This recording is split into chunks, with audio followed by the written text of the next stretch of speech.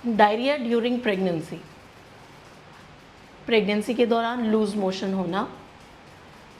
देखिए, early pregnancy में कुछ महिलाएं बताती हैं कि उनको जैसे ही उन्होंने बच्चे को कंसीव किया, प्रेगनेंसी उनको यूरिन टेस्ट पॉजिटिव आई, उसके बाद उनको डायरिया स्टार्ट हो गया। वहीं कुछ महिलाएं ये भी बताती हैं कि अभी मुझे 8वां महीना लगा है और 8वां महीना कंप्लीट हुआ है, जैसे ही 9वां महीना लगा उसके बाद उन्हें डायरिया स्टार्ट हो गया, या प्रेगनेंसी के बीच में कभी भी किसी महिला को दस्त लगते हैं, डायरिया हो जाता है।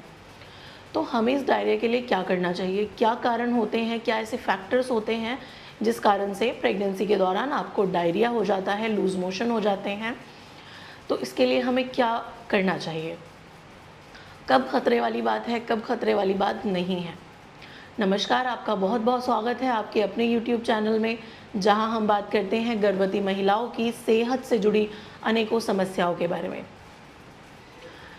देखिए, आज की इस वीडियो में हम डायरिया के बारे में बात करेंगे। गर्भावस्था के दौरान जो दस्त लगते हैं महिलाओं को, हम उसके बारे में बात करें। देखिए, डायरिया डायरेक्टली अफेक्ट करता है आपके हाइड्रेशन को, डिहाइड्रेशन हो जाता है।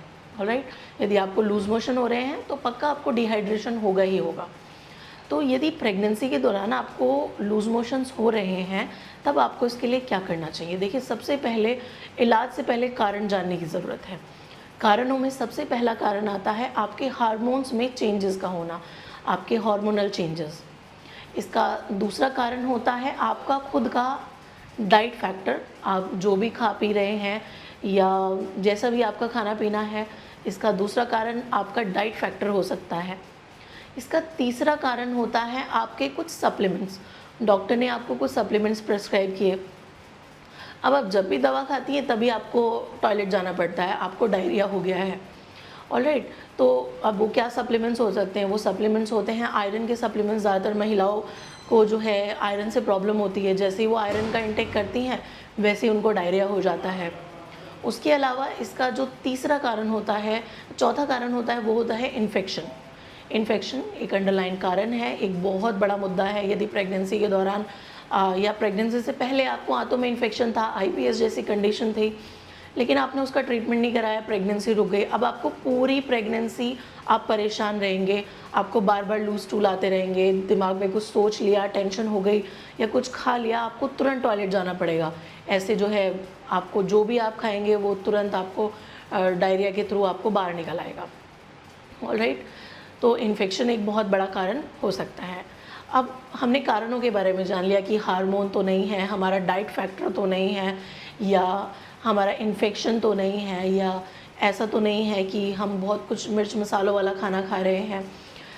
तो ये सब कारण हो गए। अब इसके लिए हमें क्या करना चाहिए। देखिए, डायरिया हो गया है तो डिहाइड्रेशन भी होगा ही होगा।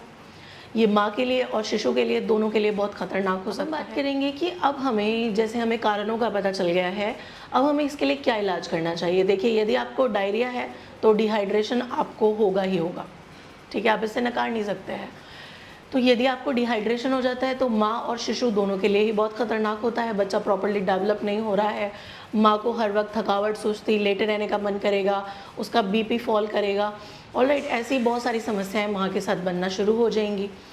अब अभी रिसेंटली एक डिलीवरी मेरे पास गवर्नमेंट हॉस्पिटल से आई थी एंड पेशेंट का बीपी 180 था। एंड जैसे ही पेशेंट को लेबर पेन बन रहे थे, जैसे ही हम उनको ओटी लेकर गए, वो बार बार हमसे पूछ रही थी कि क्या मैं पानी पी सकती हूँ, मुझे पानी पीना है, पानी पीना है। एंड जब हमने उसका हिस्ट्री लिया तब मालूम पड़ा कि पेशेंट को करीबन 1 हफ्ते से लगातार डिहाइड्रेशन है। ऑलराइट, तो इस कारण से भी आपका ब्लड प्रेशर फ्लक्चुएट कर सकता है आपके लेबर के दौरान।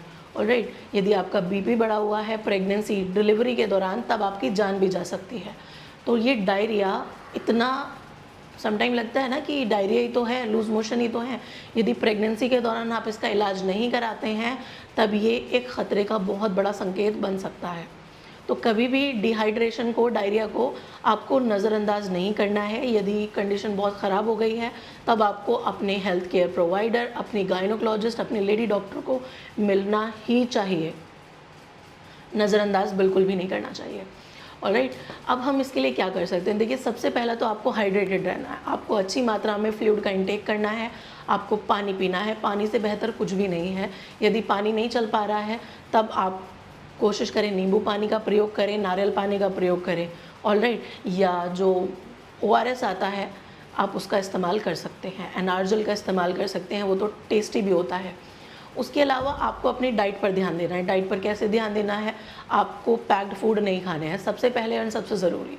आपको हाईली पैक्ड फूड जो होते हैं, या आपका बहुत ज़्यादा मिर्च मसालों वाला खाना होता है, तला हुआ खाना होता है, आपको इन सब को अवॉइड करना है। आपको ऐसी डाइट लेनी है जिससे कि जो आपकी आंतें होती हैं, आपकी जो इंटेस्टाइन्स हैं, उन्हें ईजिली पास कर सके, ऑलराइट। आपको बहुत ज़्यादा मिर्च मसाले, तला भुना चिकना, इन चीज़ों को बिल्कुल अवॉइड कर देना है यदि आपको प्रेगनेंसी के दौरान डायरिया रहता है तो।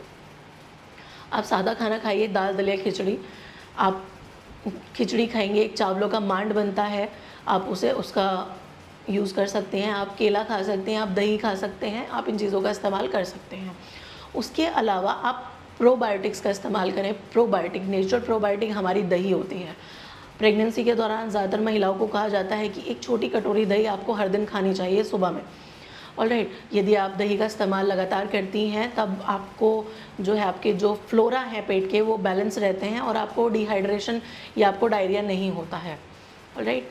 उसके अलावा आपको कोशिश करनी चाहिए कि आप अपनी वेल बैलेंस्ड डाइट लें, आप प्रोबायोटिक का इस्तेमाल करें, या आपको यदि इन्फेक्शन हो गया है तब आपको डॉक्टर से मिलना चाहिए। यदि डायरिया इतना ज़्यादा है कि अब कंट्रोल नहीं हो पा रहा है तब बिल्कुल आपको ये नहीं सोचना है कि डॉक्टर से मिल लेंगे, चले जाएंगे डॉक्टर के पास, ठीक हो जाएगा।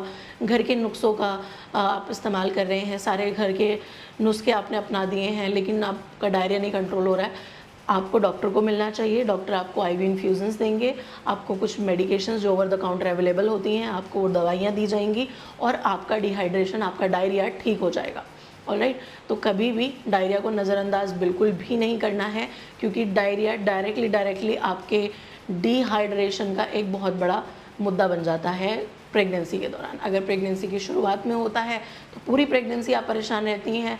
यदि आपकी डिलीवरी का टाइम अब आ चुका है, लेबर का टाइम आ चुका है और आपको स्टिल भी आपको डायरिया हो रहा है, तब आपको डॉक्टर को मिलना चाहिए और अपना ट्रीटमेंट कराना चाहिए। उम्मीद है ये दी गई इन्फॉर्मेशन आपके लिए हेल्पफुल रही है। यदि वीडियो हेल्पफुल है तो वीडियो को ज़्यादा से ज़्यादा प्रेग्नेंट महिलाओं से शेयर करिएगा। चैनल को सब्सक्राइब करना ना भूलिएगा। Thank you so much.